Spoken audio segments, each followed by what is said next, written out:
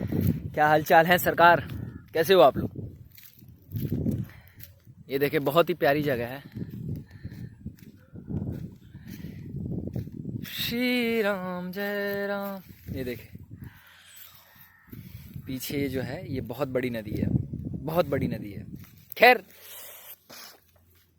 जीवन तो सुंदर है ही है, इसमें कोई रंजिश नहीं है, इसमें कोई संदेह नहीं है। जीवन में बड़ा दुख है, जीवन में बड़ी परेशानियां हैं और कई दफ़ा कुछ लोग हमें झकझोरने आते हैं, हमें जगाने आते हैं, हमें बताने आते हैं कि देखो बेटा एक दिन मर जाओगे तुम। लेकिन फिर भी हमें समझ में नहीं आता है, क्योंकि हमें लगता है कि हम कभी मरेंगे ही नहीं। हमें लगता है कि हम सबको शमशान घाट छोड़े आएंगे, हम कभी शमशान घाट जाने वाले नहीं हैं, ऐसा लोगों को लगता है। मैं अपने आसपास देख रहा हूँ, कुछ लोग अपने ही जीवन में एक छोटा सा मकान बना रहे हैं और उसमें ही इतने भयंकर लेवल पे उलझे हुए हैं ना कि एकदम तनाव से मरे जा रहे हैं। आप बात समझ रहे हो, एकदम तनाव से मरे जा रहे हैं। जहां पर कि ये जो पटनी है, जो बाहर वाली पटनी, वो फलाना तरीके से बन गई है कि मिस्त्री ने थोड़ा उसमें मसाला कम डाल दिया है, कि फलाना जो सीढ़ी है उसकी जो सबसे नीचे वाला पायदान है वो सही ढंग से बना नहीं है, उसमें कुछ कमी आ गई है। उसी पे चिंता होकर के मिस्त्री को गाली दे रहे हैं, अपना जीवन तनाव में डाल रहे हैं। कुछ लोग शादियों में उलझे हुए हैं कि हमारी शादी में वो वाला डीजे आएगा, कि वो वाला कैटरिंग वाला आएगा, कि फलाना टेंट वाला आएगा। अगर गलत आ जाता है तो उसको लेकर के तनाव है कि बच्चे की शादी में ये देना है, कुछ कम दे दिया तो उसको लेकर के परेशानी है। आप बात समझ रहे हैं कि मैं कहना क्या चाहता हूँ, कि जीवन की छोटी मोटी समस्याओं को हमने अपने जीवन का मुख्य आधार बना दिया है और इसी के इर्द गिर्द हम जीवन भर घूमते हैं। मैं अपने आसपास देख रहा हूँ, एक हैं बूढ़े से व्यक्ति जो अब गए तब गए, ऐसी स्थिति हुई पड़ी है। लेकिन कह रहे हैं कि जो मेरे तीन नाती हैं उनकी शादी देखना चाहता हूं मैं। और एक हैं वो कहते हैं कि मेरे लड़की का बच्चा ही नहीं हो रहा है, तो वो मिल जाए तो उसके बाद हम मरेंगे तो शायद जीवन में थोड़ा स्वर्ग घट जाए, कि उसके बाद मरेंगे तो स्वर्ग का सिंहासन मिल जाएगा, कि बैकुंठ लोक में सीधे प्रवेश कर जाएंगे। और ऐसा उन्होंने अपने लिए भी सोचा था। जब उनका 1-2 साल बच्चा नहीं हुआ तो सोच रहे थे कि बच्चा हो जाएगा तो जीवन की सारी तकलीफें कम हो जाएंगी। मतलब समझ रहे हो। और मैं देख रहा हूं ना कि मैं थोड़ा इन चीजों से ऊपर उठा हुआ हूं। मैं एक अपने रिश्तेदार के यहाँ आया हुआ हूं, तो जब भी मैं मोबाइल खोलता हूं ना तो कुछ ना कुछ जैसे स्पिरिचुअल टाइप का ही उसमें खोलता हूं, कि कोई प्रवचन सुन रहा हूं, कि कोई लोक गीत सुन रहा हूं, कि कभी उनको सुन लिया, कभी इस महात्मा को सुन लिया, कभी कुछ अच्छी बातें सुन ली, कि कभी मोटिवेशनल वीडियोस वगैरह देख ली। तो इन्हीं चीज़ों में मेरा ज़्यादा समय बीतता है। तो मेरे आसपास के लोग इन चीज़ों को देख करके ना मुझ पर गुस्सा करते हैं, और कभी कदार जब मैं उनसे बात करता हूं तो मेरी बातों में इसी तरीके का लहजा झलकता है जो मैं आपके साथ बातें करता हूं, इसी टाइप की बातें। तो वो लोग कहते हैं कि इस टाइप की बातें मत किया करो हमारे सामने बहुत सारी परेशानियां और हमारे पास बहुत सारा काम है।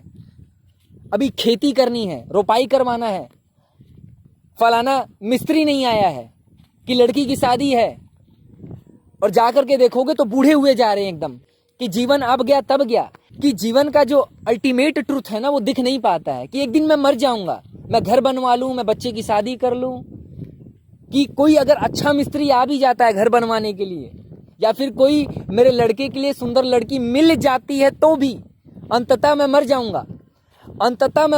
ये इतना गहरा प्रश्न है कि किसी को दिखता ही नहीं है। उल्टा मेरा लोग विरोध करते हैं कि तुम कैसी बातें सुनते हो, जीवन में भी बहुत कुछ पाने को है। मैं कहता हूं कि मैं संन्यास नहीं लेने वाला हूं, मैं भगवा पहन करके और सर मुंडवा करके कहीं भागने वाला नहीं हूं, किसी पर्वत की श्रृंखलाओं पे जाकर बैठने वाला नहीं हूं। मैं रहूंगा इस संसार में ही, लेकिन संसार को थोड़ा जागते हुए जिएंगे, कि जब दुख और तकलीफें आएंगी तो उनसे कुछ शिक्षाएं भी ले लेंगे। लेकिन वो लोग मेरा विरोध करते हैं, चाहते हैं कि मैं यहाँ से भाग जाऊं। आज तो एक लोगों ने मेरा बहुत भयंकर लेवल पे विरोध किया कि मेरे सामने ये सारी चीजें मत चलाया करो, ये जो तुम प्रवचन सुनते हो, ये तुम सारे गाने सुनते हो, ये मेरी खोपड़ी में नहीं घुसता है। तो कई दफा हमारे दरवाजे पर कुछ लोग आते भी हैं हमें समझाने के लिए, सतर्क करने के लिए, लेकिन हम अपनी ही मूर्खताओं में, अपने ही सपनों में, अपनी ही दुनिया में खोए रहना चाहते हैं। और वो दुनिया चाहे नर्क ही क्यों ना हो, हमें नर्क भी स्वीकार है, लेकिन अपना स्वीकार है। कोई स्वर्ग का रास्ता भी दिखाए तो हमें नहीं चलना है उस पर। मैं अपनी भी बात कर रहा हूं।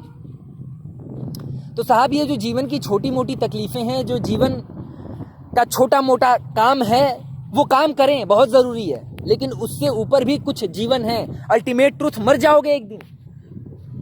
मर जाओगे ये इतना गहरा प्रश्न है कि इसमें डूबकर ही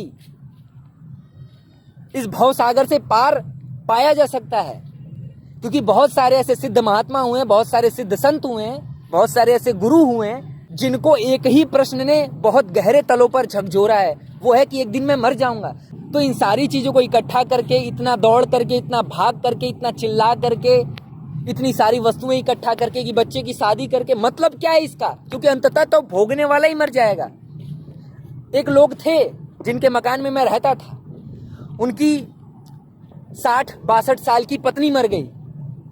मेरे कंधे पर सर रख करके रोने लगे कि बेटा जब भोगने का समय आया तब मर गई। ऐसे ही हम सभी का जीवन होने वाला है कि जब भोगने का समय आता है तो हम सभी मर जाने वाले हैं। और ध्यान रखना, भोगने का अंत कभी भी नहीं होता है। ओशो की बड़ी सुंदर लाइन है कि ना भोगो न त्यागो वरन जागो। भोगना भी फंसाता है, त्यागना भी फंसाता है। जागने में ही आनंद है। जागने से व्यक्ति भोगों और त्यागों के ऊपर उठ जाता है, एक अल्टीमेट जीवन पा जाता है जहां पर ना तो भोग है ना ही त्याग है, बस जाग है, बस साक्षी है। बस जीवन जैसा बीत रहा है उसको स्वीकार करो। दुख आए तो दुख को देख लो, सुख आए तो सुख को देख लो। किसी के साथ अपने आप को अटैच मत करो, अटैचमेंट मत बांध लो, क्योंकि दुख से भी अटैचमेंट हो जाती है। आप देखो, आज आप अपने अतीत को झांक करके देखो, बहुत सारे ऐसे दुख होंगे जो आज आपको बहुत अच्छे लग रहे होंगे कि काश वो दुख फिर से घट जाए तो जीवन में आनंद बरस जाएगा। तो साहब, जागने की जरूरत है। अगर कुछ लोग हमें झकझोरते हैं, हमारे सामने इस तरीके की बातें करते हैं, कुछ इस तरीके के प्रवचन सुनते हैं, खास करके वर्तमान समय के जो नवयुवक हैं, जो नौजवान भाई लोग हैं, वो लोग इन चीजों में बहुत ज्यादा रुचि ले रहे हैं। इस्कॉन में जाकर के देखो, किसी भी संस्था में जाकर के देखो, तो नौजवान लोग इन चीजों को समझ रहे हैं कि भौतिकतावादी संसार जो है, उपभोक्तावादी जो संसार है, जहां पर केवल भोगना भोगना ही है, ऐसा जीवन, उपभोक्तावादी जीवन हमारे जीवन को नर्क में डाल रहा है। क्योंकि भोगने से कभी तृप्ति नहीं मिलती है। जीवन में भौतिकतावादी जो चीजें हैं वो बड़ी ही लुभावनी लगती हैं। आज एक सोफा आया है तो कल 1000 सोफे आ जाते हैं नए डिजाइन वाले, तो मन तो कभी भरने वाला नहीं है। आज ये फ्रिज है तो कल को नया फ्रिज आने वाला है मार्केट में। आज ये एलसीडी है तो कल को नई एलसीडी आ जाएगी। आज ये स्त्री है तो मार्केट में हजारों स्त्रियां हैं भोगने को। जो इस बात को देख लेता है कि भोगने में कुछ रखा नहीं है, तो वो त्यागता भी नहीं है, जाग जाता है कि ना भोग में ना त्याग में जागना ही उचित है। क्योंकि त्यागना भी फंसा देता है, त्यागना भी घमंड से भर देता है हमारे जीवन को, हमारे मन को। तो साहब, जागने की जरूरत है। जब इस तरीके के कुछ नौयुवक आपके सामने आए तो बजाय कि आप उनको हतोत्साहित करें, प्रोत्साहित करें, क्योंकि वो अपने जीवन को बदलना चाहते हैं, अपने जीवन में कुछ परिवर्तन चाहते हैं। उनको इस संसार की औकात दिखाई दे रही है, ये सबसे बड़ी बात है। कई दफा मरते मरते भी संसार को भोग जाने की इच्छा व्याप्त रहती है हृदय में। लोग अर्थियों पे चढ़े होते हैं और मन होता है कि यदि अभी भी स्त्रियां मिल जाएं तो भोग जाएं हम उनको, कि बच्चे के लिए कुछ और छोड़ जाते, कि नाती पोता और पोते का परपोता हो जाता तो उसको भी देख लेते, तो शायद स्वर्ग लोक नसीब हो जाता। लेकिन उनको ये नहीं पता है कि तुमने अपना भी जीवन नर्क किया है और उस बच्चे की शादी करवा करके तुम उसका भी जीवन नर्क कर रहे हो, और उसके माध्यम से जो बच्चा पैदा होगा उसका भी तुम जीवन नर्क कर रहे हो। चीजों को स्वेच्छा से छोड़ दें। यदि आप माँ बाप हैं, आपके बच्चे हैं, तो उनको जबरदस्ती ना करें शादी करने की या फिर धन कमाने की, पद कमाने की। उनको स्वयं चुनाव करने दें। आप ऐसा माहौल बनाएं जहां पर वो एक अच्छी चीजों का चुनाव कर सकें, बजाय कि उन पर चीजों के थोपने के। उनको एक अच्छे संस्कार दीजिए, एक अच्छा रास्ता दीजिए जहां पर वो स्वयं अच्छी चीजों का चुनाव कर सकें, अच्छी चीजों को अपने जीवन में उतार सकें। उनको निर्णायक बनने दीजिए अपने जीवन का। अपने जीवन को और अपने जीवन की कमियों को उनके ऊपर ना थोपें साहब। और जब वो आध्यात्म में रुचि दिखाएं, माला झोली लेकर के बैठे, कुछ भी करें, मेरे से मतलब नहीं है, लेकिन माला झोली लेकर के बैठना भी जीवन मुक्तता का एक संकेत है, जहां पर आपको पता चल रहा है कि संसार में कुछ नहीं रखा, इस माला झोली में ही सब रखा है, कि अकाउंट में कुछ नहीं रखा, ये माला झोली ही सारे अकाउंट्स हैं। गेम को समझिएगा। तो ये जो छोटी मोटी चीजें हैं कि फलाना छज्जा नहीं बना है, कि फलाना फ्रिज लेना है, कई दफा लोग एक फ्रिज लेने में ही अपने 20-20 दिन, महीने दिन खराब कर देते हैं। और खराब फ्रिज आता है तो लेकर के तनाव में बैठे हुए हैं कि किसी ने गाड़ी पे स्क्रैच मार दिया तो तनाव में एकदम डूबे जा रहे हैं, मरे जा रहे हैं। हमारे से ज्यादा वो कार, वो छज्जा, वो बर्जा, वो मिस्त्री, वो स्त्री, वो शादी, वो ब्याह ज्यादा महत्वपूर्ण हो गया। हम अपने आप को मार देते हैं और वस्तुओं को बचा लेते हैं। वो बहुत सुंदर कहावत है कि एक जमीन हजारों लोगों को खा जाती है और हजारों लोग एक जमीन को नहीं खा पाते हैं। बात को समझिएगा कि एक छोटी सी जमीन के लिए हजारों लोग लड़ते हैं। हमारे दादा, परदादा, परदादा के परदादा, हम भी लड़ते हैं कि कोई हमारा इतना सा मार ना ले, कोई हमारी जमीन पे घर ना बना ले। उसके लिए हम हाथापाई कर देते हैं, किसी का सर फोड़ देते हैं, केस कर देते हैं, लेकिन वो जमीन वहीं की वहीं पड़ जाती है। तुम मर जाते हो, जमीन वैसी की वैसी धरी की धरी रह जाती है, वस्तुएं वैसी की वैसी ही पड़ी रह जाती है, हम मर जाते हैं। तो साहब इन चीजों को समझे, जाने।